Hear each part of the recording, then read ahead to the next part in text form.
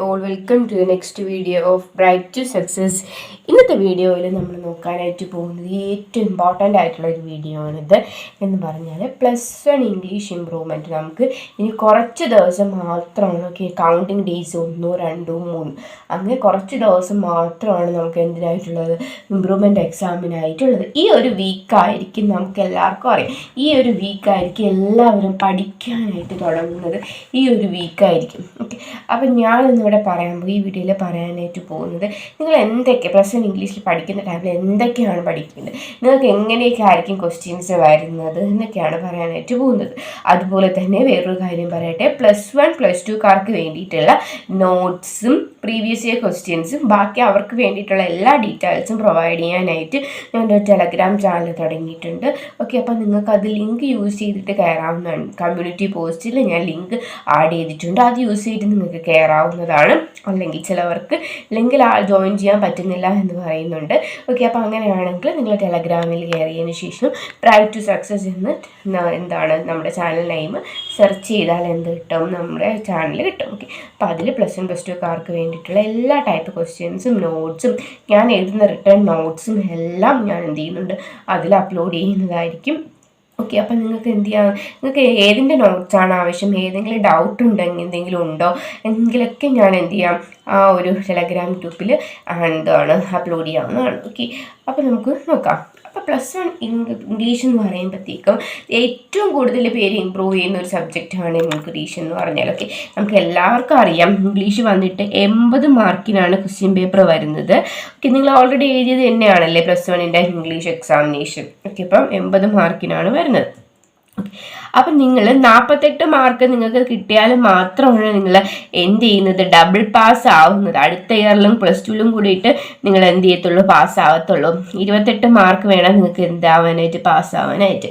Okay, അപ്പം നിങ്ങൾ ഇത് A+ കിട്ടാനാണെങ്കിലോ 70 മാർക്ക് വേണം. ഓക്കെ, അപ്പം നിങ്ങൾ ചെയ്യേണ്ട ഒരു കാര്യം എന്ന് പറഞ്ഞാൽ എന്തൊക്കെയാണ് പഠിക്കേണ്ടത് എന്നറിയാം. കാരണം ഇപ്പം +1ൻ്റെ ക്വസ്റ്റ്യൻ പേപ്പർ കണ്ടപ്പോൾ ആയിരിക്കും നിങ്ങൾ ഇങ്ങനെയാണ് ക്വസ്റ്റ്യൻ പേപ്പറിൻ്റെ മോഡൽ എന്ന് മനസ്സിലാക്കിയത്. അതുകൊണ്ടായിരിക്കും പലർക്കും മാർക്ക് കുറഞ്ഞത്. ഓക്കെ, നമ്മുടെ +2 എന്ന് പറഞ്ഞാൽ നമ്മൾ പ്രതീക്ഷിക്കുന്ന ഒരു ക്വസ്റ്റ്യൻസും എന്ത് ചെയ്യത്തില്ല, +2ലെ ഇംഗ്ലീഷ് എക്സാമിന് വരത്തില്ല. ഓക്കെ, അപ്പം ഞാനിങ്ങനെ പറയുമ്പോൾ നിങ്ങൾക്ക് തോന്നും എന്തായാലും ടെക്സ്റ്റ് ചെയ്യുന്നതല്ലേ വരത്തുള്ളൂ, ടീച്ചർ ചുമ്മാ പറയുന്നതാണെന്ന് നിങ്ങൾക്ക് ഫീൽ ചെയ്യും. ബട്ട് നിങ്ങൾക്ക് ക്വസ്റ്റ്യൻ പേപ്പർ കാണുമ്പോൾ മനസ്സിലാവും, നിങ്ങൾക്ക് ഒരിക്കലും എന്ത് ചെയ്യത്തില്ല, +2ൻ്റെ എക്സാമിന് എന്ത് ചെയ്യത്തില്ല, ഇത് വരത്തില്ല, ടെക്സ്റ്റിൽ നിന്നോ നമ്മൾ എക്സ്പെക്ട് ചെയ്യുന്ന ക്വസ്റ്റ്യൻസ് ഒന്നും വരത്തില്ല. ബട്ട് നിങ്ങൾക്ക് എന്തെങ്കിലും ലെക്ക് ഉണ്ടെങ്കിൽ, അല്ലെങ്കിൽ നിങ്ങളുടെ ഓരോരുത്തരെ ക്വസ്റ്റ്യൻ പാറ്റേൺ അനുസരിച്ച് ചിലപ്പോൾ ഈസി ക്വസ്റ്റ്യൻസ് ആയിരിക്കും വരുന്നത്. എന്നിരുന്നാലും ഇപ്പോഴത്തെ 2-3 അടുപ്പിച്ച് ഈ ഒരു കഴിഞ്ഞ +2ൻ്റെ എക്സാം ആവട്ടെ, അവരുടെ ഇമ്പ്രൂവ്മെൻ്റ് ആവട്ടെ, എക്സാം ആവട്ടെ, എല്ലാം വളരെ ടഫായിട്ടും വളരെ ഡിഫറെൻ്റ് ആയിട്ടൊക്കെ ആയിരുന്നു ക്വസ്റ്റ്യൻ ചെയ്തിരുന്നത്. അതുകൊണ്ടാണ് പറയുന്നത്. ഓക്കെ, അപ്പോൾ ഈ ഒരു നമ്മൾ +1 കിടക്കാം. ഓക്കെ, അത് നമുക്ക് പിന്നെ നോക്കാം. ഈ ഒരു +1 വന്നിട്ട് നമുക്ക് ആദ്യം അറിയേണ്ട അപ്രീസിയേഷനാണ്. ഓക്കെ, നമുക്ക് നോർമലി അപ്രീസിയേഷൻ എഴുതാൻ ചോദിക്കുന്നത് ഇഫ് എന്ന് പറയുന്ന പോയത്തിൽ നിന്നും ഡെത്ത് ദ ലെവലർ എന്ന് പറയുന്ന പോയത്തിൽ നിന്നും മാത്രമാണ് നമുക്ക് അപ്രീസിയേഷൻ എഴുതാനായിട്ട് ചോദിക്കുന്നത്. ഓക്കെ, അല്ലാണ്ട് വേറൊരു പോയത്തിൽ നമുക്ക് അപ്രീസിയേഷൻ എഴുതാനായിട്ട് ചോദിക്കാറില്ല. പിന്നെ നമുക്ക് വേറൊരു നോർമലി ചോദിക്കുന്ന ഒരു സൺറൈസ് ഓൺ ദ ഹിൽ എന്ന് പറയുന്ന ആ ഒരു പോയത്തിൽ നിന്ന് നമുക്ക് നിങ്ങൾ ഏതെങ്കിലും ഒരു ഹില്ലിൽ പോയൊരു എക്സ്പീരിയൻസ് എഴുതാനായിട്ട് ചോദിക്കാറുണ്ട്. ഓക്കെ, അപ്പോൾ അതും കൂടിയിട്ട് നിങ്ങൾ എന്ത് ചെയ്യുക, പഠിച്ചു വെക്കാം. ദെൻ നെക്സ്റ്റ് അപ്രീസിയേഷൻ എന്താണ് മനസ്സിലായല്ലോ. അപ്പോൾ അപ്രീസിയേഷൻ എന്ന് പറയുമ്പോഴത്തേക്കും നിങ്ങൾ എന്താണ് എഴുതേണ്ടത്, ആദ്യം നമ്മൾ ലാസ്റ്റ് 8ാമത്തെ ക്വസ്റ്റ്യൻ എഴുതാനായിട്ട് നമ്മൾ അപ്രീസിയേഷൻ പഠിച്ചായിരുന്നു അല്ലേ. അപ്പോൾ ആ ഒരു അപ്രീസിയേഷൻ പഠിച്ച സമയത്ത് ഞാൻ അപ്ലോഡ് ചെയ്തിട്ടുണ്ട്, ഏത് പോയ വന്നാലും എഴുതാൻ പറ്റുന്ന അപ്രീസിയേഷൻ. ഓക്കെ, നിങ്ങൾക്ക് ഇനി എന്തെങ്കിലും ഡൗട്ട് ഉണ്ടെന്നുണ്ടെങ്കിൽ സെർച്ച് ചെയ്ത് ഇത് നോക്കിയാൽ മതി കേട്ടോ. ഓക്കെ, എന്തായാലും ആ ഒരു വീഡിയോ ഞാൻ അപ്ലോഡ് ചെയ്തിട്ടുണ്ട്. ഓക്കെ, അപ്പം +2കാർക്ക് അപ്ലോഡ് ചെയ്തിട്ടുണ്ട്, +1കാർക്ക് അപ്ലോഡ് ചെയ്തിട്ടുണ്ട് എന്നാണ് വിശ്വാസം. അല്ലെങ്കിൽ ഉടനെ അപ്ലോഡ് ചെയ്യുന്നതായിരിക്കും, എക്സാം മുമ്പ് അപ്ലോഡ് ചെയ്യുന്നതായിരിക്കും. അപ്പോൾ ആ ഒരു വീഡിയോയിൽ ഞാൻ പറയുന്നുണ്ട് എന്താണെന്ന് പറഞ്ഞാൽ, നമ്മൾ ആ ഒരു വീഡിയോ അപ്രീഷിയേറ്റ് ചെയ്യുന്ന ടൈമിൽ ഒരു ഇൻട്രൊഡക്ഷൻ ചെയ്യും. ഓക്കെ, ഇപ്പോൾ if is a poem, if is a beautiful poem by Rudyard Kipling. Okay, അപ്പോൾ അങ്ങനെ ഒരു സ്റ്റാർട്ടിങ് കൊടുത്താൽ, നല്ലൊരു ബ്യൂട്ടിഫുൾ ആയ സ്റ്റാർട്ടിങ് കൊടുത്തിട്ട് വേണം നമ്മൾ എന്ത് ചെയ്യാൻ അപ്രീഷിയേഷൻ ആയി തുടങ്ങാനായിട്ട്. ഓക്കെ, നിങ്ങൾ റെലവൻസ് അല്ല പോയം മുഴുവൻ എഴുതിക്കേണ്ട, നിങ്ങൾ എന്താണ് ഒരു പോയത്തിൽ നിന്ന് മനസ്സിലാക്കി ആ കുറച്ച് കാര്യങ്ങൾ എഴുതി വെക്കാം. ഓക്കെ, ദെൻ നെക്സ്റ്റ് വരുന്നതാണ് ക്യാരക്ടർ സ്കെച്ച് എന്ന് പറഞ്ഞാൽ. ക്യാരക്ടർ സ്കെച്ച് നമുക്ക് ഏറ്റവും ഷുവർ ആയിട്ടുള്ള ക്വസ്റ്റ്യൻ ആണ് ക്യാരക്ടർ സ്കെച്ച് എന്ന് പറഞ്ഞാൽ. +2 നമുക്ക് ചില എക്സാംസിന് ഇപ്പോൾ ക്യാരക്ടർ സ്കെച്ച് വരാറില്ല. ഓക്കെ, അപ്പോൾ അതുകൊണ്ട് തന്നെ +1 നമുക്ക് ഇമ്പോർട്ടൻറ്റും ഷുവർ ആയിട്ടുള്ള ക്വസ്റ്റ്യൻ ആണ് എന്ത് character sketch. Okay, character sketch നമുക്ക് നോർമലി ചോദിക്കുന്നത് ഏതൊക്കെ ചോദിക്കാം? മദർ സിഗ്ലുണ്ട്, യങ് സിഗ്ലുണ്ട്, പിന്നെന്താണ് the village boy, Maggi, mister Gupta ഉണ്ട്, ക്യാപ്റ്റൻ ജോയ്സ് ഉണ്ട്, ഹസൻ ഉണ്ട്, AJ ക്രോണിനുണ്ട്, നിക്കോള ഇവാനിച്ച് ഉണ്ട്, ദെൻ എന്താണ് ഇവാൻ ഇവാൻജി ഉണ്ട്, ദെൻ ഗ്രീറ്റ ഉണ്ട്, ഗ്രീറ്റാസ് ഫാദർ ഉണ്ട്. ഓക്കെ, ഇതിൽ നിന്ന് നമുക്ക് റിപ്പീറ്റഡ് ആയിട്ട് ചോദിക്കുന്നത് യങ് സീഗിൾ ചോദിക്കാറുണ്ട്, മാഗി ചോദിക്കാറുണ്ട്, മിസ്റ്റർ ഗുപ്ത ചോദിക്കാറുണ്ട്, ഹസൻ, AJ ക്രോണിൻ. ഈ ഒരു 5 നമുക്ക് ഇപ്പോഴും റിപ്പീറ്റഡായിട്ട് ചോദിക്കുന്നത്. ഓക്കെ, ഇതൊന്നും നമുക്ക് അങ്ങനെ ചോദിച്ചു കണ്ടിട്ടില്ല. പക്ഷേ ഞാൻ ഓൾറെഡി ഷോർട്ട് വീഡിയോ ആയിട്ട് ഇതിൻ്റെയൊക്കെ ക്യാരക്ടർ സ്കെച്ച് ബാക്കി എല്ലാവരുടെയും ക്യാരക്ടർ സ്കെച്ച് അപ്ലോഡ് ചെയ്തിട്ടുണ്ട്. ഓക്കെ, അത് കാണാം. അതുപോലെ തന്നെ ക്യാരക്ടർ സ്കെച്ച് എക്സ്പ്ലെയിൻ ചെയ്ത് സെപ്പറേറ്റഡ് വീഡിയോ അപ്ലോഡ് ചെയ്തിട്ടുണ്ട്. അതും കൂടിയിട്ട് കാണാം കേട്ടോ. അപ്പോൾ നിങ്ങൾക്ക് ക്യാരക്ടർ സ്കെച്ചിനെ പറ്റിയിട്ടൊരു ഐഡിയ കിട്ടും. ക്യാരക്ടർ സ്കെച്ച് എന്ന് പറയുമ്പോഴത്തേക്ക് നിങ്ങൾ ഒരുപാട് പേര് എഴുതുന്നത് ഞാൻ കണ്ടിട്ടുണ്ട്. ക്യാരക്ടർ സ്കെച്ച് എന്ന് പറയുമ്പോൾ ഇപ്പം മാഗിയുടെ ക്യാരക്ടർ സ്കെച്ച് ചോദിക്കുവാണെങ്കിൽ എന്ത് ചെയ്യും? മാഗിയുടെ story full the price of flowers എന്ന് പറയുന്ന സ്റ്റോറി മുഴുവൻ എഴുതി വെക്കും. അതല്ല കേട്ടോ ക്യാരക്ടർ സ്കെച്ച്. അപ്പം നിങ്ങൾ എത്ര എഴുതിയാലും ക്യാരക്ടർ സ്കെച്ചിനൊക്കെ മാർക്ക് പോകുന്നതിൻ്റെ കാരണം അതാണ്. നിങ്ങൾ എന്ത് ചെയ്യുകയാണ് ചെയ്യുന്നത്? സ്റ്റോറി മുഴുവൻ അതേപടി എഴുതി വെക്കുകയാണ് ചെയ്യുന്നത്. അങ്ങനെയല്ല ചെയ്യേണ്ടത്. നിങ്ങൾ എന്താണ് ചെയ്യുന്നത്? മാഗിയുടെ ക്യാരക്ടർ മീൻസ് എന്താ പറയുക? നിങ്ങൾക്ക് എഴുതാം Maggie is a beautiful girl, Maggie സ്മാർട്ടാണ്. ഓക്കെ, എന്താണ് അതുപോലെ തന്നെയാണ് ഗുപ്തയായിട്ട് മീറ്റ് ചെയ്യുന്ന ടൈമിലുള്ള മാഗിയുടെ ആറ്റിറ്റ്യൂഡിനെ പറ്റിയിട്ടൊക്കെ നിങ്ങൾക്ക് എഴുതാവുന്നതാണ്. ഓക്കെ, എന്താണ് മദറിനെ സപ്പോർട്ട് ചെയ്യുന്നത്, ഇത്രയും ചെറിയ പ്രായത്തിൽ തന്നെ മദറിനെ സപ്പോർട്ട് ചെയ്യുന്നുണ്ട്. ആ ഒരു കാര്യങ്ങളൊക്കെ നിങ്ങൾക്ക് എഴുതാവുന്നതാണ്. പിന്നെ എന്താണ് ബ്രദറിനോട് അത്രയും സ്നേഹമുള്ള ഒരു സിസ്റ്ററാണ്. അപ്പോൾ കാരണം ബ്രദറിനെ ഓർത്ത് ഒരുപാട് എന്ത് ചെയ്യുന്നുണ്ട്? Bother ചെയ്യുന്നുണ്ടല്ലേ Maggi. ഓക്കെ, അപ്പം നമുക്ക് അതിനെ പറ്റിയിട്ടൊക്കെ എഴുതാം. എന്ന് എഴുതി കഥ എഴുതാതെ ചുമ്മാ എന്താണ് Maggi is a beautiful girl, Maggi is A smart girl അങ്ങനെ മാത്രം എഴുതണമെന്നല്ല പറഞ്ഞത്. കഥയും കൂടിയിട്ട് ഇൻക്ലൂഡ് ചെയ്തുകൊണ്ട് നിങ്ങൾ എന്ത് എഴുതണം? മാഗിയുടേതായിട്ട് കുറച്ച് സെൻറ്റൻസും കൂടിയിട്ട് എഴുതണം. ഓക്കെ, ദെൻ നെക്സ്റ്റ് വരുന്നതാണ് ഹസൻ, AJ ക്രോൺ. ഹസൻ ആരെന്ന് അറിയാം, AJ ക്രോണിൻ ആരെന്ന് അറിയാം അല്ലെ. റാങ്ക് ഓഫ് റാങ്കഞ്ചി എന്ന് പറയുന്ന ചാപ്റ്ററിൽ വരുന്നതാണ് ഇവർ രണ്ടും. ഇവിടെ വരുന്നത് സെയിം സീഗിൽ വരുന്ന ഫസ്റ്റ് ചാപ്റ്ററിലാണ്. ദെൻ ഇത് രണ്ടും എന്താണ് പ്രൈസ് ഓഫ് ഫ്ലവേഴ്സ് എന്ന് പറയുന്ന ചാപ്റ്ററിലാണ്. ഓക്കെ, ദെൻ നെക്സ്റ്റ് വരുന്നത് നമുക്ക് ചോദിക്കുന്ന ഒരു 4 മാർക്കിന് ചോദിക്കുന്ന ഒരു ക്വസ്റ്റ്യനാണ് റിപ്പോർട്ടഡ് സ്പീച്ച് എന്ന് പറഞ്ഞാൽ. ഓക്കെ, ഈ ഒരു ക്വസ്റ്റ്യൻ എൻ്റെ ഒരു അറിവിൽ ആരും ആൻസർ ചെയ്യാത്തൊരു ക്വസ്റ്റ്യനാണ് എന്ത് റിപ്പോർട്ടഡ് സ്പീച്ച് എന്ന് പറഞ്ഞാൽ. ഓക്കെ, പണ്ട് ഞാൻ പഠിച്ച ടൈമിൽ ഞാനും ആൻസർ ചെയ്യാത്തൊരു ക്വസ്റ്റ്യനായിരുന്നു റിപ്പോർട്ടഡ് സ്പീച്ച് എന്ന് പറയുന്നത്. പക്ഷേ ഇപ്പോൾ എനിക്ക് മനസ്സിലാകുന്നുണ്ട് അത് ഏറ്റവും സിമ്പിളായിട്ടുള്ള ക്വസ്റ്റ്യൻ, നമുക്ക് പെട്ടെന്ന് എഴുതാൻ പറ്റുന്ന ഒരു ക്വസ്റ്റ്യനാണ്. ഓക്കെ, റിപ്പോർട്ടഡ് സ്പീച്ച് പഠിക്കാൻ മാക്സിമം എങ്ങനെയായാലും നിങ്ങൾ എന്ത് ചെയ്യുക? റിപ്പോർട്ടഡ് സ്പീച്ച് പഠിക്കുക. ഏറ്റവും കൂടുതൽ മാർക്ക് സ്കോർ ചെയ്യാൻ പറ്റുന്ന ഒരു ക്വസ്റ്റ്യനാണ്. ഓക്കെ, ഇനി നിങ്ങൾക്ക് അത് പഠിക്കാൻ പറ്റില്ല എന്നുണ്ടെങ്കിൽ അത് വിട്ടേക്കാം. നിങ്ങൾ എന്ത് അടുത്ത ക്വസ്റ്റ്യൻ ആൻസർ ചെയ്യാനായിട്ട് പോലെ അല്ലെങ്കിൽ അത് കുറച്ച് കണ്ടുപിടിക്കാനായിട്ട് പാടാണ്.